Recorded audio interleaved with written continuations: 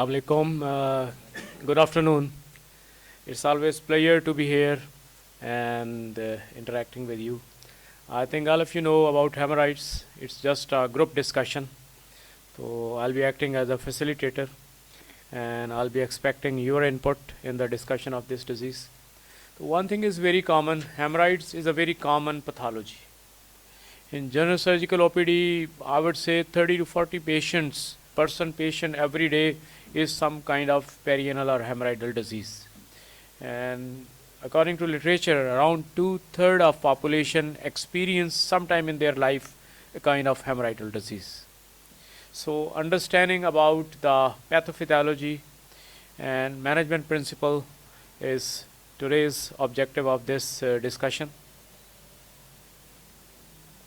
So first of all, what is a hemorrhoid? So hemorrhoids is actually something related with the abnormal anal cushions. So there are different theories about what the hemorrhoid is, but the most common is this is considered a AV malformation.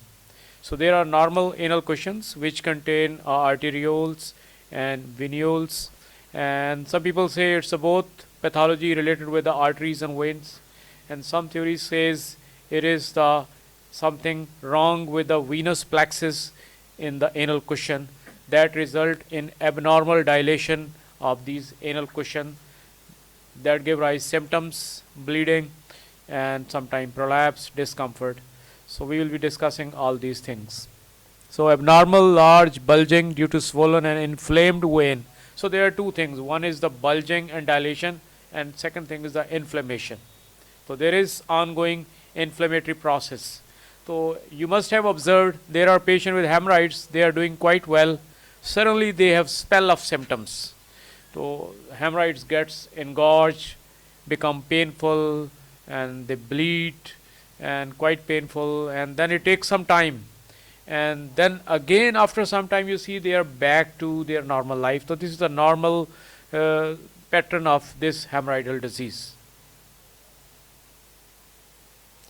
So hemorrhoidal venal cushion are normal structure of the anorectum. Because of their rich vascular supply, highly sensitive location and tendency to engorge and prolapse, hemorrhoidal venal cushion are common cause of anal pathology. So usually the hemorrhoids start above the dentate line. So there are two components of hemorrhoids. One is internal and other is external. If they start from above the dentate line, at that point the mucosa is columnar and it is less painful area. So internal hemorrhoids are usually painless. They present with a painless bleed. But below the dentate line there is a stratified squamous epithelium skin that is quite pain sensitive. So if that part of the anal canal gets involved in the hemorrhoidal disease, so that is called external hemorrhoids. So hemorrhoids may be having both component, internal and external, sometime only external component and sometime both component. So that depends, varies from patient to patient. So what is the pathophysiology of hemorrhoidal disease? Okay, there are three components. One is any condition that result in raised intra-abdominal pressure. So constipation is the most common etiology. In female, during pregnancy, when the intra-abdominal pressure is high, most females visit the surgical OPD with hemorrhoidal disease. And then the aging. So these anal cushions are anchored at its place with connective tissue. With aging, as you know, there is a degenerative changes in the connective tissue. So these fixed cushion become loose and start prolapsing. That is the other reason for getting hemorrhoids. And third is increase in rectal blood flow. You see in portal hypertension, chronic liver disease, many patients present with rectal varices and these hemorrhoidal disease. If due to any reason there is an abnormal flow in these venous plexus, so that can also present as a hemorrhoidal disease. So a combination of factors, and this is the job of physician to take a history from the patient and try to assign some cause why this particular patient is having hemorrhoids. Because the common question when they come for some surgical treatment to us कि doctor साहब दोबारा तो नहीं होगा, हमने सुना है ये बीमारी दोबारा हो जाती है. So you need to figure out the cause. If you figure out the cause, then you are able to offer them the right treatment and right counseling. Because if the constipation is the cause, and many people think other way, we tell them that it is because of constipation. They come, doctor साहब constipation बहुत है, आप इसका इलाज haemorrhoid का operation कर दें, मेरी constipation ठीक हो जाएगी. We clearly tell them that you will not have any benefit in term of relief of constipation and its symptom. ये हेमराइड्स को तो हम ट्रीट कर सकते हैं, बट कॉन्स्टिपेशन आपने लैक्सेटिव से, फूड से, फाइबर से खुद से मैनेज करनी है. तो this needs to be counselled. और ये भी बताना है कि कॉन्स्टिपेशन की वजह से आपको हेमराइड्स हुए हैं, और अगर आप इसको मैनेज नहीं करेंगे तो फिर yes recurrence is likely in few years. तो दोबारा से पेशेंट को अगर एक कॉजेटिव एजेंट लाइक अ हर्निया, रिकरेंस तभी होता है जब एक वो फैक्टर जो रिस्क फैक्टर है अगर वो परसिस्ट करता है तो दोबारा से रिकरेंस हो जाता है. तो you need to counsel the patient के what are the risk factor in that. एक ग्रुप ऑफ पेशेंट आपके पास आता है जो यंगर पॉपुलेशन में आते हैं, ना तो उनको कॉन्स्टिपेशन होती है but they present with 3rd degree haemorrhoids. That's the genetic component. ठीक है, तो उसके अंदर you can offer the treatment and hope for the best, but there is some kind of connective tissue disorder and risk factor that is related with the inheritance. So inflammation and stagnation leads to macrovascular dysfunction. Like जिस तरह varicose vein है ना leg में, it's a similar kind of pathology. के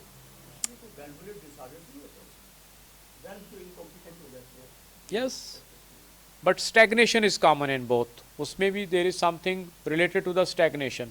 जब stagnation होती है, venous pressure high होता है किसी भी venous system में, तो RBC extravasate होते हैं from that system.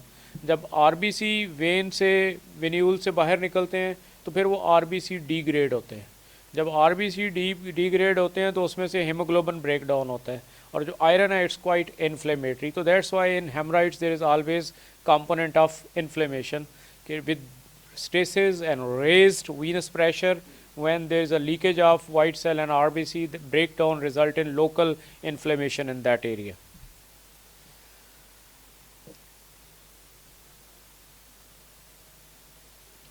And when there is a breakdown of RBC, there is a heme, तो then फिर पूरा जो acute and chronic inflammation का process है, तो that's continuously going on in that area. So that's why any drug that has an anti-inflammatory effect will have some symptomatic relief in the management of hemorrhoids. So what can be the possible symptom of hemorrhoidal disease? Most common is painless bleeding. Painless bleeding is the most common symptom. Actually, internal hemorrhoids by defaults are more common. External में होगी. तो जब patient में external haemorrhoid होंगे तो they will be painful, difficult to sit and all the time discomfort, pruritus, prolapse. But for internal you need to examine. Definitely inspection पे नज़र आ जाएंगे. हाँ जी, वो we will discuss the grades in the next slides के there are grades, but painless bleeding is the most common symptom. Second symptom is discomfort and pain when there is external component. Third component is patient have mucus discharge. When they have external component, there is ongoing inflammation, so they will produce more mucus, and mucus give irritation, pruritus. So pruritus, discharge, discomfort, these are all symptom of hemorrhoidal disease. And other thing is the prolapse. So patient give history of prolapse, and then you need to ask on history what kind of, is it permanent or it goes back. And sometimes you have to differentiate a hemorrhoidal disease from the rectal prolapse. So that you can only do on examination. On history you cannot establish what patient is talking about. Anemia is a late complication of hemorrhoidal disease. So there are many patients who profusely bleed, ultimately they present with anemia. But as a surgeon, then we are more worried about the cancer disease.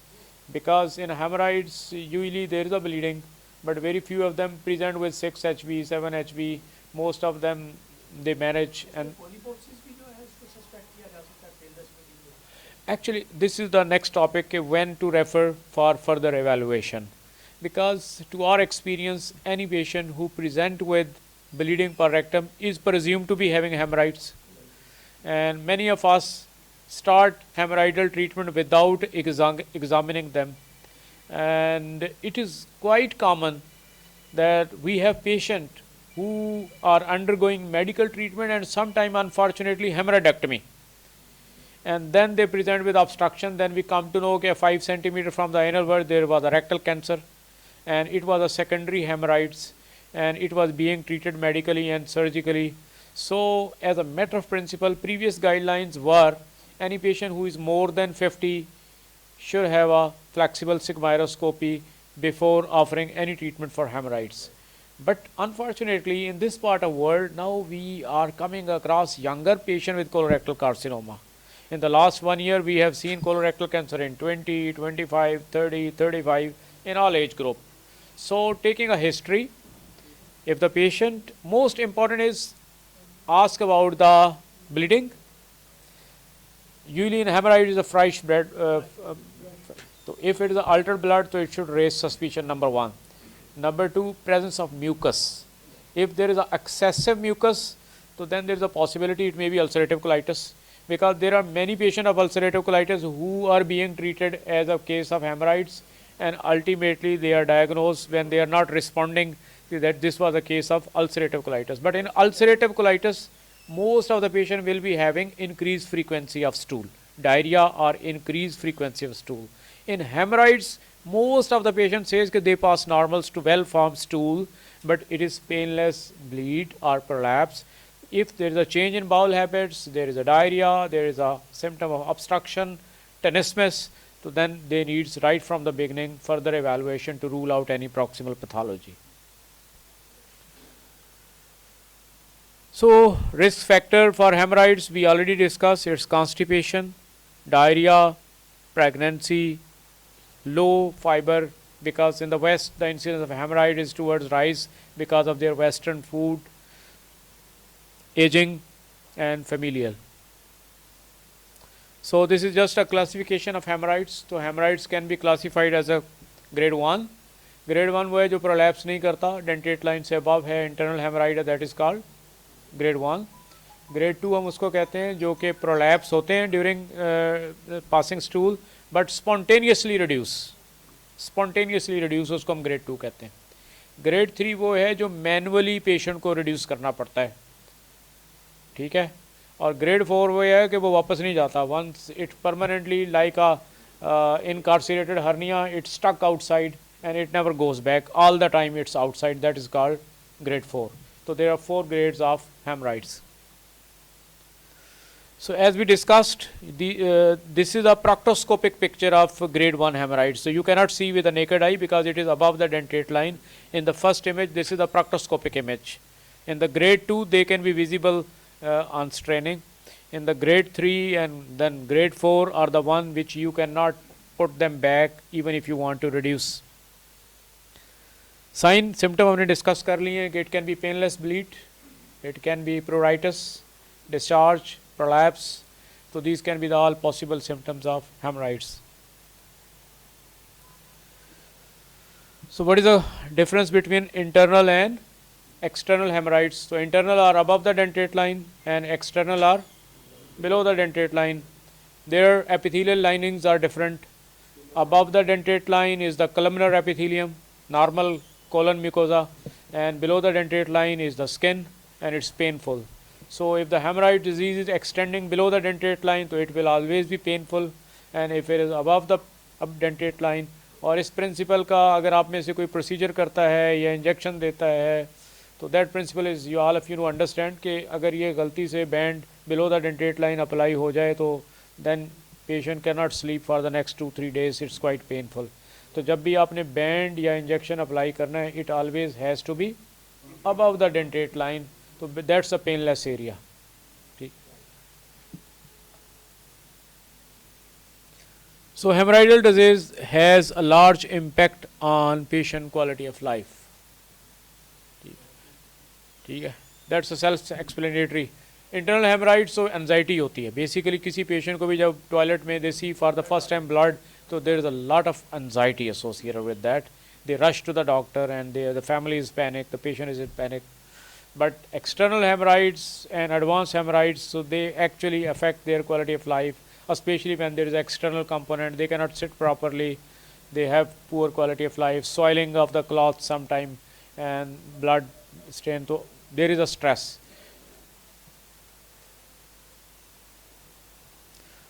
So how we diagnose a patient with hemorrhoids? It is not alone history, please, this is important. No patient should be prescribed a treatment for hemorrhoids without examination. So history में मैंने आपको बता दिया कि आपने clearly पूछना है कि blood, stool की frequency, mixed with stool or after stool. Hemorrhoids में usually after passing stool they have fresh drop of blood or profuse bleeding, because जब बैठते हैं वो strain करते हैं, venous pressure high हो जाता है, and they keep on waiting it will stop spontaneously. This is how many patients lose actually more blood. So they need to be educated that after passing stool they should wash and they should stand up, so it will stop. Second thing, physical examination, simple digital rectal examination. Because बहुत patient में anorectal cancer के patient होता है जो कि simple आपको digital rectal examination पे appreciate हो जाता है.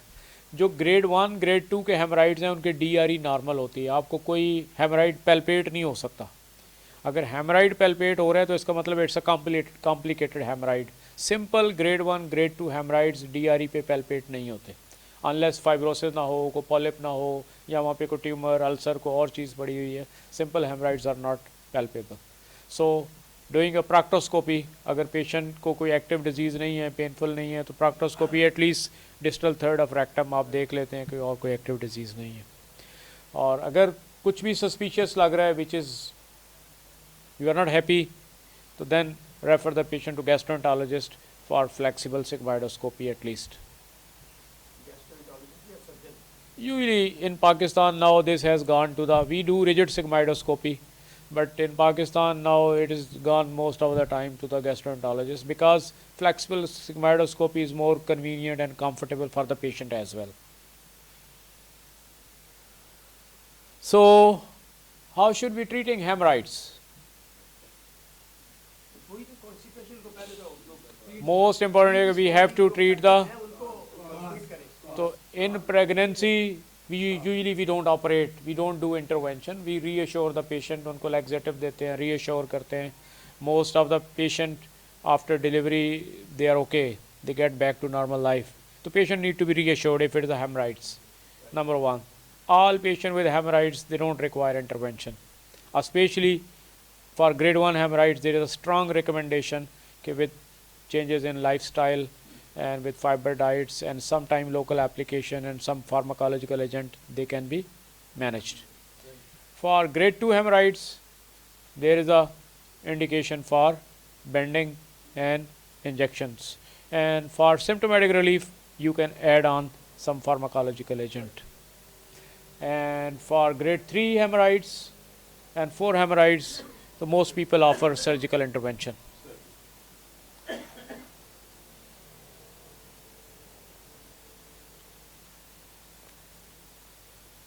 So how this drug Deflon we are talking about, how it helps? They are claiming that it makes the healthy valvular lining. I don't know, but the basic, as we discussed the pathophysiology, there are two things. One is the venous stasis, other is the ongoing inflammatory process. So this drug, this is called micronized purified flavonoid. ठीक है, तो these have both venotonic action, increase the venous tone, so it improves the stasis. Number second, it has a local anti-inflammatory effect. By anti-inflammatory effect, because ultimately inflammation gives a lot of fibrosis, ulceration and discomfort and pain. When there's a better, so these are the two basic. And third, it improves microcirculation. Okay. When because of these three actions, it helps in the symptomatic relief and in terms of relapses, because hemorrhageal disease is known for its relapses. So first thing is reduction of venous distension by improving venous tone. Second thing is inhibition of leukocyte adherence to endothelial cell. So this is an anti-inflammatory effect. So it prevent the activation of white cell count. So it has anti. Third is improving the microcirculation. This is how these are the three action with that this drug helps in giving the relief to the hemorrhoid patient. So it increases capillary resistance that result in less bleeding, protect the endothelium, less pain, increase lymphatic drainage, less edema. These are all hypotheses with some supporting evidence. Now there are several clinical trials available with conducted with the use of these drugs. So in this patient, these are the three symptoms: bleeding, pruritus, and pain. So in one group, this gray is with placebo, and other this blue is with this Deflon. So this has been offered for a few days. So randomized double-blind placebo-controlled study, 100 patients with acute hemorrhageal disease. Either this drug has been given 500 milligram or placebo for 7 days. Daily use of this drug in the dose of 3 gram for 4 days, then 2 gram for 3 days. So this was the 1 week therapy. So symptomatic improvement you can see in the Deflon group, it is almost more than 90% patient symptomatic relief, and in the control group around 40 to 50% spontaneous resolution of the symptom like pruritus and pain. So there is a significant clinical improvement with the use of this flavonoid.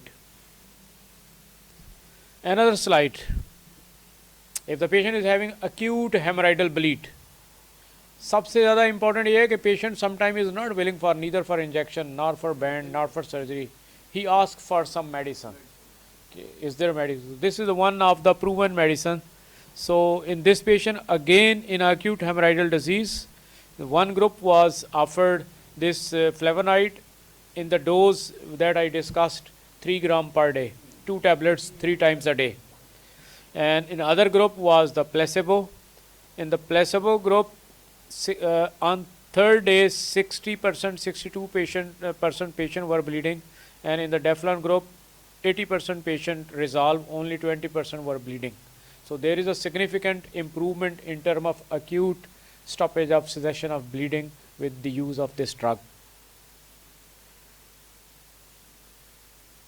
Another study to see pain and bleeding, both pain and bleeding improves. Pain improves 5 times and bleeding improves 10 times with the use of this drug. And the dose was 2 tablets 3 times a day for 4 days, and then 2 tablets twice a day for 3 days. Another drug. This was for the management of acute hemorrhoidal bleed. The next question is, should we continue it for some time or we should stop as the symptom resolves? So in this study, they used it for 2 months in lower doses. 1 tablet twice a day. And in the group which used Deflon, the relapses are quite low. Whereas in the control group, up to 70% patient, they have again relapse in the next 2 months. So after resolution of acute symptoms, can be prescribed in low dose for some time. This is the next question that patient asks, should I need to continue this drug or discontinue?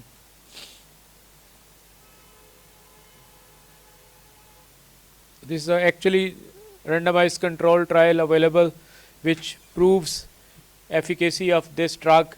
Okay, less than 20% recurrence rate in 19 by 23 studies. This is a meta-analysis of different RCTs. So in 19 studies with this Deflon, there is less than 20%, whereas without drug, there is up to 56% recurrence in the next 2 months after acute event. Another study to see the improvement in quality of life. This is a questionnaire-based study conducted. So there is improvement in the quality of life, statistically significant. So this was important, when to refer patient for procedure or intervention. Number one, severe pain from thrombose, because one of the complication of third degree hemorrhoids, sometimes they get prolapsed and thrombosed, and it's an acute surgical emergency. The pain is out of proportion. The patient needs to be seen by a surgeon, and sometimes they needs to be put on IV medication and local cold sponging and local applications. So this is the one indication.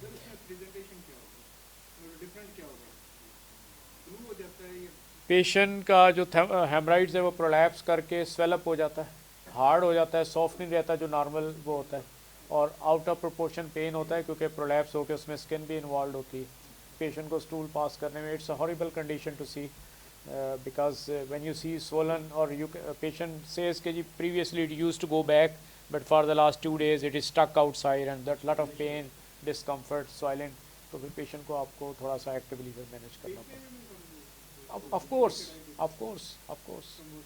thrombosis आपको horrible edematous, swollen, thrombosed, discolored hemorrhoid नजर आते हैं. Next is grade 2, grade 3, 4 haemorrhoids. अगर इतना bleed है जो कि आपका मेडिकल ट्रीटमेंट फेल हो गया है and patient is not responding, that's a indication. You don't want to make your patient anaemic, कि patient needs to be looked upon, and then therapy क्या ऑफर करनी है, that depends on the stage of disease. In grade 1 to 2 injection and bands works very well, but grade 3, 4 में some time you have to go for intervention. और intervention में आजकल जो standard of care है, एक तो वही जो स्टैंडर्ड मिलिगन मॉर्गन है, still it is gold standard, but there are less painful modalities available. Especially nowadays we are doing laser hemorrhoidoplasty, that is quite effective, because in laser hemorrhoidoplasty we do the intervention above the dentate line. We target the hemorrhoidal artery or vein, and with the laser energy actually we ablate these artery and veins.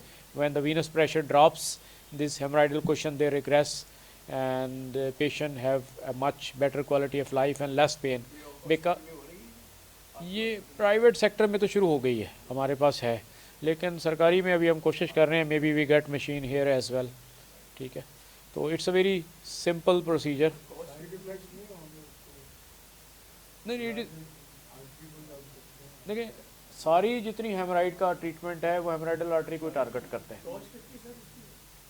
अब तो cast कम आ गई है, मेरा ख्याल है कोई 3 million की machine मिल जाती है आपको.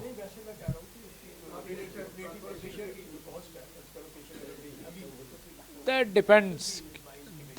डिपेंड्स ऑन द हॉस्पिटल, क्योंकि अब ये आप ये कह लें कि 100,000 से लेके 300,000 तक है, depending the category of the hospital. ठीक है, हाँ जी, तो वो डिपेंड करता है, बट इट इज़ सेफ़, क्योंकि अब इसका डाटा बहुत हो गया है पूरी दुनिया के अंदर. हेमराइड का ऑपरेशन जिसके ख़ानदान में एक का हो जाए ना, वो बाकियों को बताता है कि ये काम नहीं करवाना, बिकॉज इट्स वेरी पेनफुल. और वो पेन जो है ना, actually 3-4 weeks after the procedure are quite painful, because dentate line से नीचे जब उसकी स्किन एक्सीजन होती है, वो पेशेंट जब भी स्टूल पास करता है तो there is a terrible pain. देखो लेज़र के अंदर यही एडवांटेज है ना कि आप उसकी बिलो डेंटेट लाइन स्किन को कुछ नहीं कर रहे, आप डेंटेट लाइन से ऊपर सब मिकोजा में जाके आर्टरी और वेन को आप उसको तीनों पॉइंट पे एबलेट कर रहे हैं. ठीक है, तो जितनी भी ट्रीटमेंट पेनलेस हेमराइड का जो कंसेप्ट आया है ना, इससे पहले एक स्टेपल्ड हेमराइडेक्टमी आई थी, उसका भी प्रिंसिपल यही था कि वो डेंटेट लाइन से 3-4 सेंटीमीटर अबव जाके हेमराइडल आर्टरी वेन को कट करके दोबारा से एनास्टोमोसिस करती थी. फिर वो हेमराइडल आर्टरी लाइगेशन का एक डॉपलर गाइडेड कंसेप्ट आया, लेकिन उसकी रिकरेंस काफ़ी थी. एट द मोमेंट इसकी this is not suitable for every patient, क्योंकि ग्रेड 4 हेमराइड्स में एक्सटर्नल डिजीज़ इतनी ज़्यादा है, जब तक उसको डील ना करें तो पेशेंट के सिम्टोमेटिक रिलीफ. लेकिन for late 2nd degree and 3rd degree this is a very effective treatment, this laser haemorrhoidoplasty. नहीं, radio frequency ablation was the standard of painless before this laser. ठीक है, अब जितने RFA वाले procedure थे ना, वो एक्चुअली रिप्लेस कर दिए इसने लेज़र ने. इवन फॉर वेरिकोज वेन आज से 10 years back radio frequency ablation was the surgery की बजाय अल्टरनेटिव वो आया था. अब करंटली एंडोवीनस लेज़र अब्लेशन आ गया है कि उसमें वेरिकोज वेन में भी लेज़र का फाइबर इंट्रोड्यूस करके उसे एनर्जी ट्रांसफ़र करते हैं, जिससे वो थ्रम्बोज हो जाती है और पेशेंट सर्जन के पास, वास्कुलर सर्जन के पास या जनरल सर्जन के पास किस तरह आता है? देखो बात पता है क्या, unfortunately there are very few vascular surgeon in the town and they are very expensive. क्या सर्जन सारे on surgeon I think every qualified surgeon is dealing with the varicose vein. ठीक है, लेकिन अब there are patients who comes after reading lot of literature. अब literature में जो varicose vein का अब नंबर 1 ट्रीटमेंट आ गया वो एंडोवीनस लेज़र अबलेशन आ गया. वो अब या तो आपके इंटरवेंशनल रेडियोलॉजिस्ट टाउन में कर रहे हैं, ठीक है, तो या वेस्कुलर सर्जन कर रहे हैं, but they are charging around 1 million. तो बहुत सारे पेशेंट आखिर में एग्री करते हैं डॉक्टर साहब तुझे ऑपरेशन ही कर दो. But the gold standard is still surgical procedure, but the problem is कि those procedure are done without general और spinal anaesthesia. That's the reason people are asking for it. To perform a surgical procedure, either spinal or general anesthesia is required. Local में करते हैं या ये जो laser ablation है ना for varicose vein, ये लोकल में होती है. I talking about right? Haemorrhoids के लिए आपको स्पाइनल देना पड़ता है, सैडल ब्लॉक देना पड़ता है, क्योंकि वो पर रेक्टल जो भी प्रोसीजर है वो पेशेंट के लिए. रिंग नहीं था, नहीं बैंडिंग तो रबर बैंड होता है ना. हेमोराइडल गन छोटा सा डिवाइस है, वो अगर आपके इंटरनल हेमराइड्स हैं, डेंटेड लाइन से अबाव हैं, आप प्रॉक्टोस्कोप करते हैं, हेमराइड को देखते हैं, आप उसके ऊपर मशीन रखते हैं, साथ उसके सक्शन लगी होती है, that sucks in the haemorrhoid, और उसके अंदर गन के ऊपर हेमराइडल बैंड होता है, उसको स्लिप करते हैं तो हेमराइड के तो दैट्स अ वेरी हाँ सेफ है, it's a very commonly done. जी, वो तो आउटडोर क्लिनिक काम है, बहुत सारे लोग हमारे फैमिली फिजिशियन भी करते हैं, जनरल सर्जन भी करते हैं, सारे करते हैं. हाँ, इट इज़ सेफ. जो बैंडिंग की होती है वो रबड़ की वो होती है या सिंथेटिक क्या? नहीं प्लास्टिक रबड़ होते हैं ना. देखो स्ट्रैंगुल इट काजेज स्ट्रैंगुलेशन. तो हेमराइड्स की जब नेक पे लग जाता है, जब इस्कीमिया होकर स्ट्रैंगुलेशन होती है, खुद ही प्लास्टिक बेल की तरह स्लफ अप हो जाता है 2-4 दिन में. तो this is how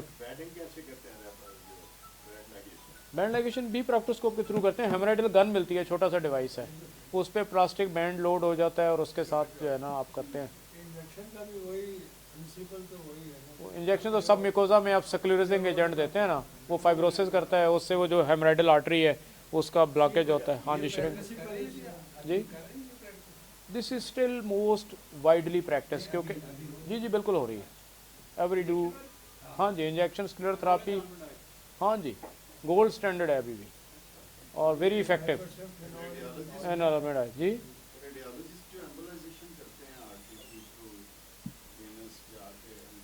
I think too complex for a simple haemorrhoidal disease. बहुत सारी चीज़ें कमर्शियल हो गई हैं, तो एक काम जो आप एक ओपीडी में आप बड़ा कास्ट इफेक्टिवली इफेक्ट कर सकते हैं, उसके लिए वेरिकोसील के लिए बहुत सारी चीज़ों के लिए हो रहा है, but the cost is too much. How much what percentage of our population can afford those fancy procedures, and these are not without risk. I tell you, जितने इंटर IR के प्रोसीजर हैं दे हैव कॉम्प्लिकेशन. अगर उसकी कोई Venus arterial puncture होता है तो फिर सीरियस कॉम्प्लिकेशन हैं.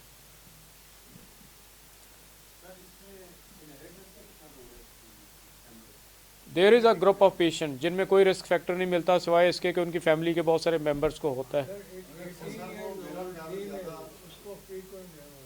This is what I am saying. There is a group of patient जो यंग आते हैं, ना उनमें कॉन्स्टिपेशन है, ना कोई रेज इंट्राब्डोमिनल प्रेशर है, they present 3rd degree haemorrhoid. Basically बहुत सारे ना कनेक्टिव टिश्यू डिसऑर्डर हैं which are still not given some name, definitive name, but they do exist. क्योंकि हम हर्निया के कुछ पेशेंट देखते हैं जिनमें कनेक्टिव टिश्यू डिसऑर्डर होते हैं, वो लाहौर के जिस मर्जी सर्जन से करवा लें, 2 साल के बाद वो डिसरप्ट होकर दोबारा रिकरेंस के साथ वो आए हुए होते हैं. तो उनके अंदर डॉक्यूमेंटेड कनेक्टिव टिश्यू डिसऑर्डर हैं कि वो दे डोंट हील वेल, उनकी जो टिश्यू स्ट्रेंथ है वो नहीं मिलती जो कि आप एक्सपेक्ट करते हैं आफ्टर हर्नियर. तो लाइकवाइज इस एरिया में भी जो सारा आपका एनल मिकोजा है that is hanged with connective tissue. अगर कनेक्टिव टिश्यू अब नॉर्मेलिटी है तो देयर इज़ अ टेंडेंसी कि वो जल्दी डिसरप्ट होकर दोबारा से रिकरेंस और हेमराइड्स के साथ प्रेजेंट कर सकते हैं.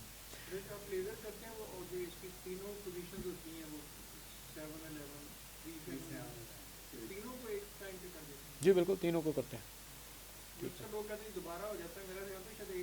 नहीं, देखो दोबारा होने की रीज़न 2 ही हैं.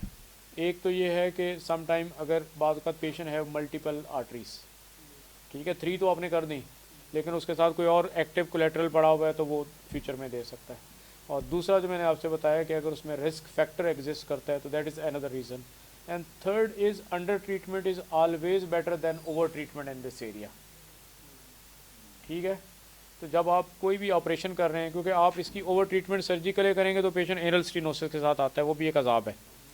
और अगर लेज़र के साथ आप बहुत एक्सेसिव एनर्जी देंगे तो उससे बर्निंग और फिर फिस्टलाइजेशन और कॉम्प्लिकेशन है। आप आर्टरी पे फोकस करेंगे या वेन के ऊपर? Basically you don't identify them, क्योंकि सर्जरी तो है नहीं। आपको पता है कि आप उसको पेल्पेट करते हैं, आर्टरी और वीनस क्वेश्चन दोनों इकट्ठे होते हैं। आप सब म्यूकोजल टनल में जाके जहाँ पे उसका पेडिकल है उसके 1 सेंटीमीटर रेडियस में लेज़र एनर्जी देते हैं, तो what ever it is it goes away. ठीक है,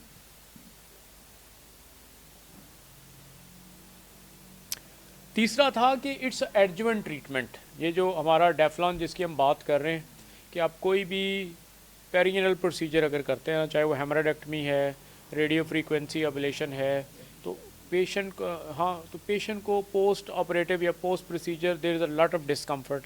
तो उस डिस्कम्फर्ट को, क्वालिटी ऑफ लाइफ को बेहतर करने के लिए you can add on this molecule for its benefit for some time. ये 2-3 स्टडीज़ उसी के बारे में है कि it improves clinical efficacy of post haemorrhoidectomy. इसमें इन्होंने काफ़ी सारे मल्टीपल स्टडीज़ हैं जिसके अंदर there is a clear benefit and advantage of this molecule. इसके अंदर उन्होंने reduces the severity of manifestation after close haemorrhoidectomy. Both open और क्लोज दो एक्चुअली टेक्निक है हेमराइडेक्टमी की, दोनों के साथ स्टडीज़ हुई हैं और there is obvious benefit in term of post operative bleeding and pain with the use of this molecule, अगर आप सर्जरी के बाद भी आप इनको प्रेस्क्राइब करते हैं। उसके बाद reduces the severity of manifestation and hospitalization time after Milligan and Morgan hemorrhagectomy and other as an adjuvant treatment of rubber band ligation। तो to cut it short कि चाहे वो OPD प्रोसीजर है, बिकॉज रबर आप theoretically तो ये बात ठीक है कि आप रबर बैंड अप्लाई कर रहे हैं अबव द डेंटेट लाइन, लेकिन पेशेंट को थोड़ा बहुत डिस्कम्फर्ट उसके बाद चंद दिन रहता है। उस डिस्कम्फर्ट को इम्प्रूव करने के लिए you can add this drug as well. So Deflon provides significant benefit to patient treated with infrared photocoagulation। ये जो अभी बात हो रही थी लेज़र और इंफ्रारेड फोटो को, क्योंकि ये प्रीवियस स्टडीज़ हैं, तो जब इंफ्रारेड वाज इन यूज़ तो इन हेमराइड के ट्रीटमेंट के लिए, तो उस ट्रीटमेंट के बाद भी जो डिस्कम्फर्ट है और ब्लीड है उसके पोस्ट ऑप जो प्रॉब्लम्स हैं उनको इम्प्रूव करने के लिए डेफ्लॉन की देखो मिनिमम तो 2 वीक्स है, लेकिन अगर आप वैसे टोटल मेडिकली मैनेज कर रहे हैं तो उसके अंदर वो 2 मंथ है कि 2 मंथ के लिए आप उसको लो डोज में एडवाइस कर बीडी देते हैं यूजली। हाँ जी, वेरिकोज वेन में भी एडवोकेसी है सिम्टोमेटिक रिलीफ के लिए जी। So in acute bleed 2 tablet 3 times a day for 4 days, haemorrhoidal crisis जिसको कहा जाता है या एक्यूट ब्लीड और फ्लेयर अप, और then 2 tablet twice a day for 3 days, so 7 days का ये रिकमेंडेड ट्रीटमेंट है। So thank you very much.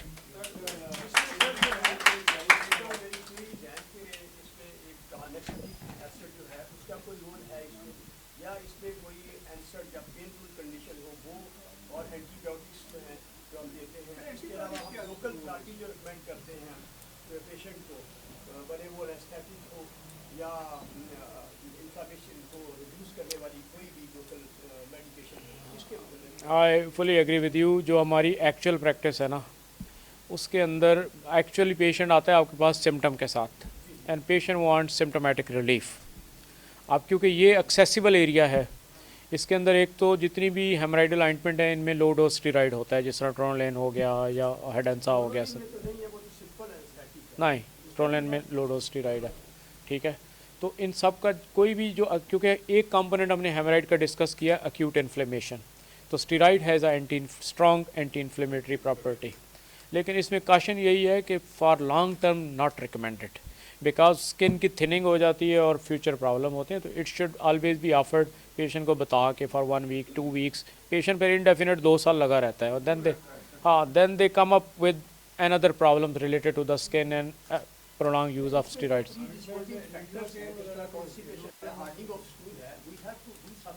नहीं डेफिनेटली देखो एक उसका प्रिंसिपल है लैक्सेटिव, वो आपको हिस्ट्री से पता लगेगा। अगर पेशेंट को कॉन्स्टिपेशन है तो आपने देना है, अगर patient comfortable soft stool pass करे then you don't need to offer, you never want diarrhoea.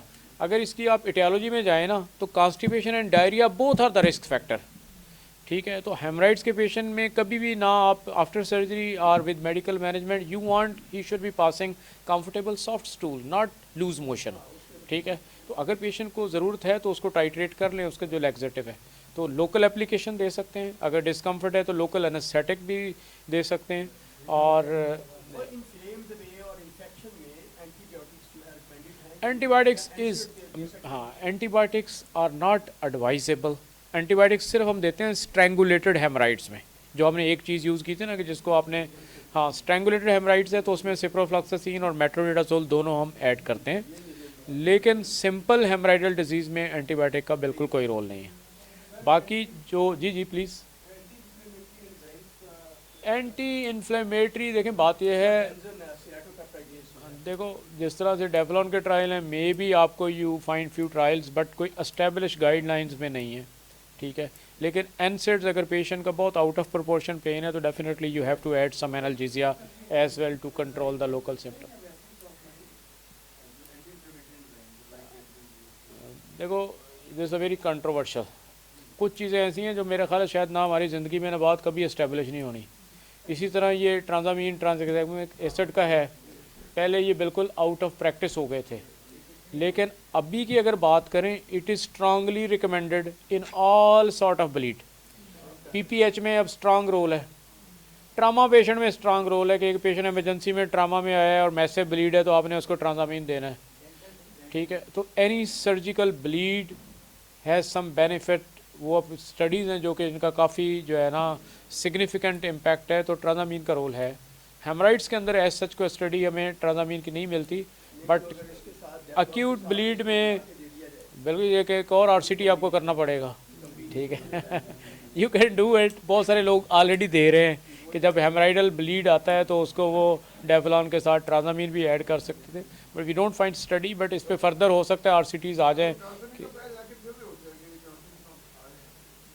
मैं वो ट्रांजामीन तो अब पैनाडोल की तरह ना, वो तो कोई भी ब्लीड हो तो पेशेंट शुरू करके आपके पास आता है, बट इसके ऊपर अभी कोई गाइडलाइन नहीं है, but always we are open to the new research, may be in future हमारे पास रिकमेंडेड गाइडलाइंस आ जाएं। अभी तक जो गाइडलाइंस में जो चीज़ मिलती है तो वो इसका फ्लेवोनाइड का ही रोल मिलता है acute cessation of this haemorrhoidal bleed.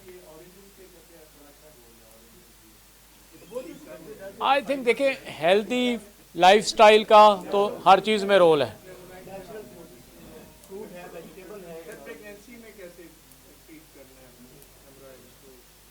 Pregnancy में तो the only thing you can do कि लोकल उनको एप्लीकेशन, ठीक है, जब उनको इसका फ्लेयर अप हो। डेफलॉन की सेफ्टी वेल एस्टेब्लिश नहीं है, ठीक है, ड्यूरिंग प्रेगनेंसी। और लैक्सेटिव तो this is what we can reassurance कि उसको अगर कोई एक्टिव ब्लीड हो तो सम टाइम हम कुछ इंजेक्शन वगैरह बैंड वगैरह, बहुत एक्टिव ब्लीड हो जो ना मैनेज हो, अदरवाइज मोस्ट, हाँ जी, हाइड्रेशन और फाइबर अदरवाइज कंजर्वेटिवली ही मैनेज करते हैं।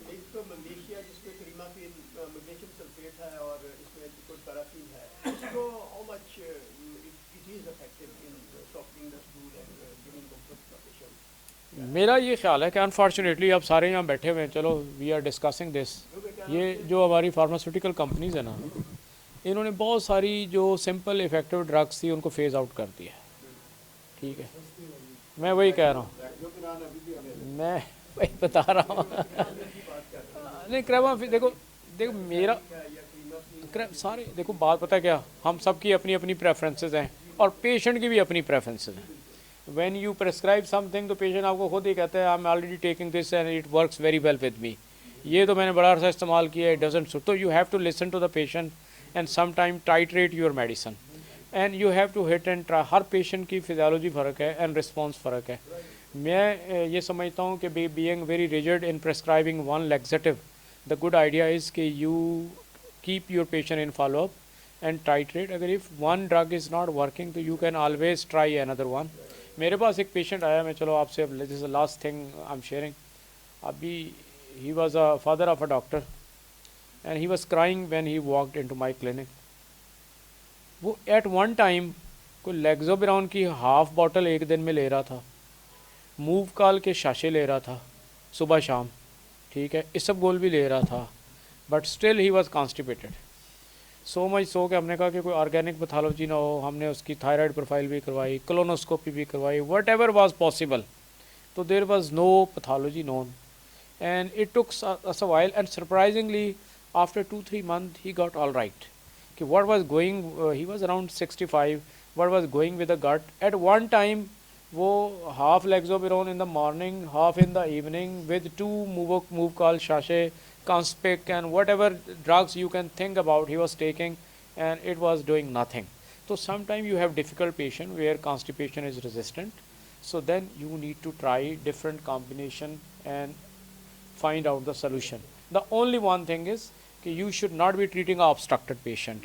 You need to rule out by history examination that there is no mechanical obstruction, so then the things always can be sorted out. So thank you very much. Toxic होगा, vomiting, Of course. Sir बच्चों में जो rectal prolapse हो जाता है उसकी भी क्या बच्चों में सम टाइम जो है ना कंजर्वेटिव और सम टाइम ज़्यादा प्रोलैप्स हो तो वो अंडर जीए उसकी स्क्लेरोथेरेपी के मल्टीपल सेशन करते हैं। एडल्ट में तो हम अब लेप्रोस्कोपिक रेक्टोपेक्सी करते हैं।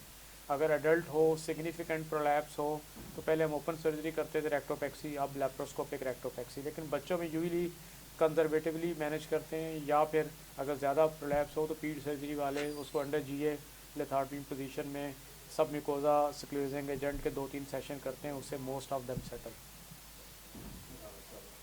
Thank you very much.